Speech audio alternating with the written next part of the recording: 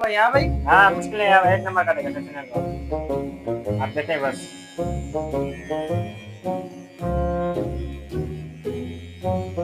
और सुना भाई साहब, सब बढ़िया? हाँ सब बढ़िया भैया। और सुनो सब ठीक है। राजू, जा एक कप चाय लेके आ जाओ।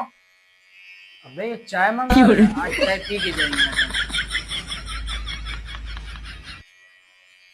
हाँ चलो भाई साहब, हो गया तुम्हारा। हो गया।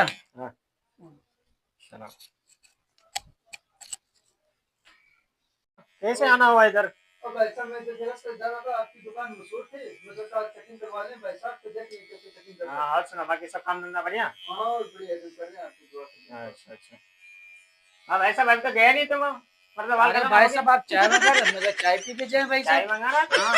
चाय मैं अपने लिए मंगा रहा था, तुम्हारे लिए चाय मंगा रहा था? अरे मैं सोचा मैं भी चाय पी ले पता भाई नहीं ये साहब। लोग कहाँ कहाँ से आए थे, अभी चाय हमने अपने लिए मंगाया, मैं काम नहीं कर रहा है इधर। चलिए अच्छा ठीक है, तो